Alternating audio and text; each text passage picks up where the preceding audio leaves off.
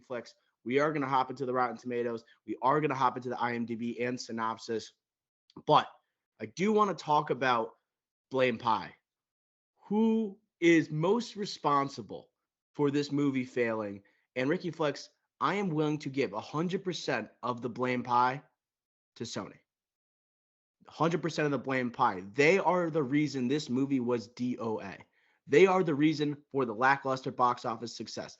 It's not the actors. And I guess maybe I can give 5% to the director here, maybe another 5% to the writer, but 90% I'm going to give to Sony here. This is a lot. People talk about having to make Spider-Man movies, the licensing deal with Sony. They want to keep the rights to Spider-Man. There's a lot of people saying like, oh, every 2 years we have to make a movie. I wanted to set the record straight, and we'll go over some nitty gritty details of what Sony has to do with the Spider-Man character and with the universe that they are making. But I think with the marketing that went into place, right? I thought there was a lot of misleading with audiences. Dakota Johnson talked about script changes. Where does it set place? Which Spider-Man? Is it even in any of these Spider-Man universes? Then we're being told it's a standalone. I put nearly 100% of the blame pie on Sony. Before we get into this deal, Ricky Flex, that was made back in 1999, where do you go? How do you divvy up the blame? So Sony takes the majority, without a doubt. Because like I want to put more blame on the director, but because like this isn't a good movie. And yes, Sony, I think this deal and kind of just the state of the Sonyverse, just the effects on this movie are clearly evident in our expectations, anticipation levels going in. But at the same time, like there's some decent shots here. There's some decent action sequences, even though it's not really superhero in this movie. We'll get to that. And like it's like there's a bunch of product placement that's clearly a studio-led initiative that a director has to deal with.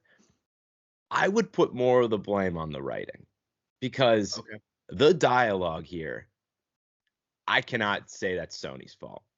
The dialogue is so bad, and anyone with a brain could literally say that's just unacceptable. Now, these writers, maybe they're like, oh, we're under a strict time limit, or like, oh, we just got to get this out, keep it simple. I don't know. There's a bunch of rewrites, like you said, but end of the day, it's the same people that did Morbius, same people, and I don't know. I feel like the writers should take more blame, and it was just a chaotic movie. It was chaotic, and I think a lot of that lands on the writing. I agree with you, Ricky Flex. Not a really cohesive vision for this movie. A lot of randomness to this movie. And the dialogue was atrocious. And Morbius, the dialogue was atrocious too. And this is why I also put it on Sony. Like you saw how big of a failure Morbius was, and then you hire that writer for Madam Web. Like that's partially on Sony. like why would you bring this person back if you knew that movie was not successful, right? And it felt like there was a lot of writing here that is trying to, okay, there's not really anyone with superpowers in this universe aside from Madam Web, and she's not really a crime fighter. So we have to make sure people know this is a Spider-Man movie, and it leaves a lot of like eye-rolling type of dialogue, you know? Yeah. And that's where it comes down to also Sony. Why did we make a Madam Web movie? She's not a character that is central, that can lead, right? A film or even a TV series. She is literally meant to be a supporting character. She's blind and she can't walk.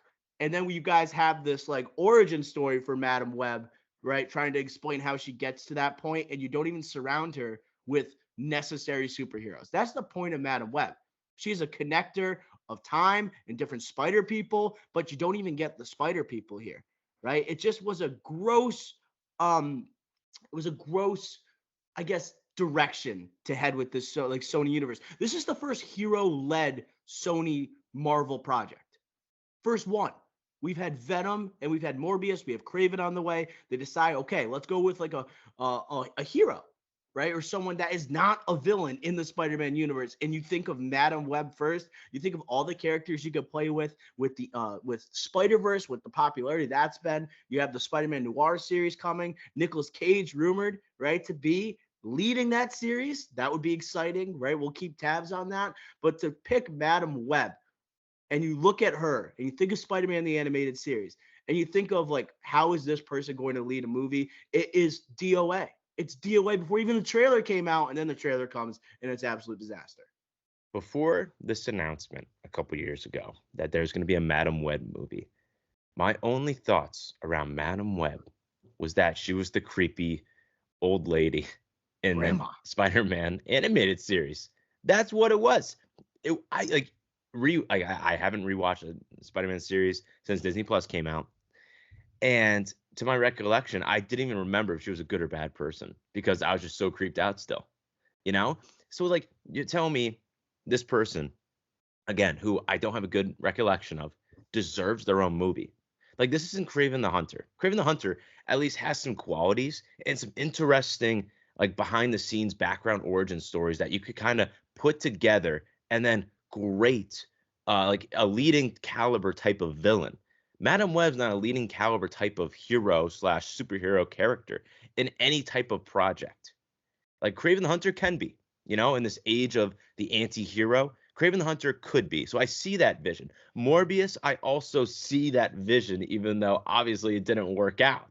But the Madam Web, and like think of El Muerto, like that would have been like this, It just doesn't make sense for a Madam Web, a side character in everything she's done, not even a supporting character, a side character, very minor character in every single thing she's ever been in the comics, decides, oh, you're going to get your own movie? No, that's a selfish, like Sony type of agreement that you talked about off the top. That was like, we need to make Spider-Man movies, but we can't have Spider-Man.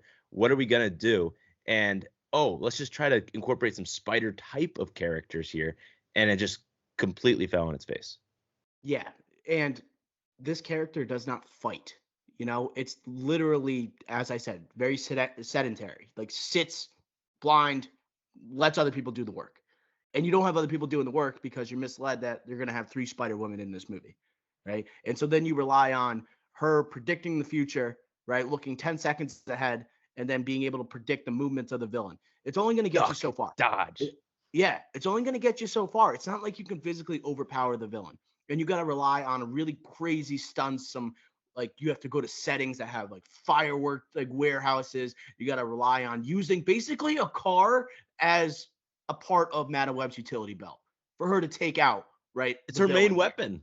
It's like 2 different sequences where Madam Web is crashing in, right, to the villain here with a car. And that's not a superpower, right? It's not enough to carry a movie. And that's why you needed more here. And that's why you can't have her as the center of the movie. But before we get to the Rotten Tomatoes, I want to talk about this Sony deal, Ricky Flex.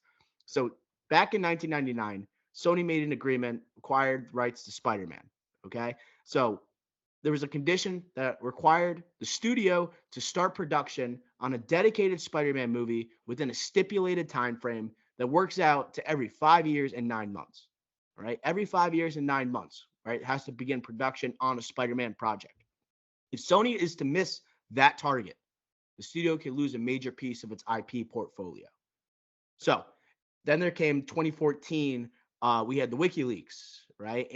Amy Pascal was caught in some emails where she said, quote, "I only have the Spidey universe, not the Marvel universe. And in it are only his villains and relatives and girlfriends. So doesn't have access to all this arsenal of characters, right? But you have all the surrounding parts to Spider-Man, all the surrounding parts." She said, quote, in 2014, "Unless I partner with Marvel and have Spider-Man join their world," meaning the MCU, "I'm running out of options." Okay. And this comes after the failure of Andrew Garfield's 2014 sequel, right? The Amazing Spider-Man 2, right? Which bombed and, right, critically did not do well. Think Jamie Foxx, Blueface, all that stuff, right? Think Green Goblin, think the floating head of Norman Osborn. That fails. So they're like, oh my God, what are we going to do with Spider-Man? Right. And you want something to, you don't want to necessarily continue that franchise. Remember, they had plans for the Sinister Six and all that. Instead, they're like, okay, join Marvel. Okay. Joins Marvel, success. Sony can't really claim that success because that's the power of Kevin Feige in the MCU. But then Sony decides we're going to try and kickstart our own universe. Hopefully incorporate Tom Holland's Spider-Man in here. Right. So then they started with Venom. We get Venom 2. We get Morbius. We get Madam Web. We have Craven on the way. We have Venom 3 on the way. But still, zero Peter Parker, Ricky Flex. Okay. So this is kind of like what we're looking at. So Sony looked at it. It was like, okay, superhero boom right now. MCU booming. We have a character that's on loan to the MCU. We need to kickstart this universe. Yes, there is a time stipulation here, but I'm not exactly sure where people are getting the 2 years from. Maybe it's because the time frame when you have to start production on a project, so Yeah. you have to time it out. But to me, Ricky Flex, you're really seeing rush products here. You're really seeing projects that are missing Spider-Man, and by the looks of it, I don't think we're ever going to get a Peter Parker in this universe ever. I think I this don't want universe Peter will Parker in end, this universe. but I don't think I don't think a Spider-Man will ever show up. This will die before Spider-Man shows up. And I think the end might be Venom 3. That's the smart play. They got to put an end to this. They got to put an end to this. If they were going to do anything, they would have kept this movie in the 90s and then have Andrew Garfield's Spider-Man come back. That's what they could have done. They decided to change it to 03, try to connect it to the Tom Holland one. Disrespectfully, I would say. And now I think it's going to end after Venom 3, rightfully so. And then they'll have to reboot. And that's just the best thing, because we're in the age of superhero fatigue, like we always talk about. And not only superhero fatigue, but also draining, critically successful superhero movies. And these are the poster child of the worst of the worst. The pre-MCU superhero movies, this is what they are. And we're over that. Audiences have rejected this movie now. Ever since the MCU, the Dark Knight trilogy, we are not going to accept this. And rightfully so. Now, looking at that, and also the age of the anti-hero, type of movies, Venom, Joker, those are coming to an end, but never will end because everyone loves those. So you still have a path here. It's just, we need a hard reboot. We do. And you know what? You just got to kill things that need to be killed. It's like Old Yeller. You just got to put it down. You just have to. And this is the Sonyverse. The Spidey Sonyverse needs to be put down right now. Yeah, it does need to be put down, Ricky Flicks. I love how you said they are the poster child for what's wrong with superhero movies, where they're being forced and they don't have a particular tone. It doesn't give power to filmmakers. It feels like a lot of studio meddling. This is the poster child for it, Sony. And Craven the Hunter is coming later this year. They're trying something. It's going to be R-rated, right? Aaron Taylor Johnson stepping in with J.C. Chandor, all right? We'll see if the tone changes at all here. Russell Crowe. We're still J.C. getting Chandor. Margin call. Margin call. Oh my God. Yeah, those connect, right? You put him in the wild with Aaron Taylor Johnson. But Russell Crowe there. We're still recruiting talent somehow for these projects. I wonder on the pitches to these actors, like Dakota Johnson, who is not an A-lister, right? But she's a young, exciting actress. And you have like Sydney Sweeney here. Are they being pitched that someday there is a chance you're going to be a part of the Marvel Cinematic Universe? Or are they even just being told you're going to be in a Marvel movie, right? And they see the success of like a Venom or Venom Let There Be Carnage, right? And they don't even pay attention to like a Morbius. Like, to me, it seems like there's a lack of understanding from some of these people taking on the roles. Like Dakota Johnson's coming out and she's basically saying, the movie I signed off for is not what ended up coming to the big screen. All right. So to me, it's like, it can't be shocking based on the history of this studio, recent history, that things didn't pan out. Like, who is talking to these people and telling them, yo, this is not Feige. You're not going to be in Secret Wars. You're not going to be asked to come back necessarily. This is going to be, you're coming off Morbin time, right? In 2021, right? With Jared Leto. Like, this is not necessarily a good idea, right? What makes them sign up for it? Is it the money? Because I don't even know if this is going to be that financially successful. Well, I think Dakota Johnson's going to make high single-digit millions of dollars. Okay. So it's a lot of money. But it's also a disconnect with the industry. So definitely Dakota Johnson thought she was going to be in a Marvel movie. That was the selling point. And I know our audience, like TDI's audience, you guys got to take this with a grain of salt here. Not everyone is locked in the industry as us. I know it's crazy to say. We're outsiders. But even actors. But yeah, they don't know That's crazy. The Marvel universe. They don't. They don't watch it. Some of them do, but they look at a superhero movie. It's like, oh, and a Marvel character is like, all right, boom, that's a stepping stone for me. That's like potential star-studded path for me, right? Get seen by more audiences, become more of a celebrity, more famous, and then I can get other roles, more blockbuster, more money, more prestige, and then I could after I get that prestige, or not prestige, fame, then I Notoriety. could do other roles that I want to do, right? So they kind of look at that as like a gateway for their career.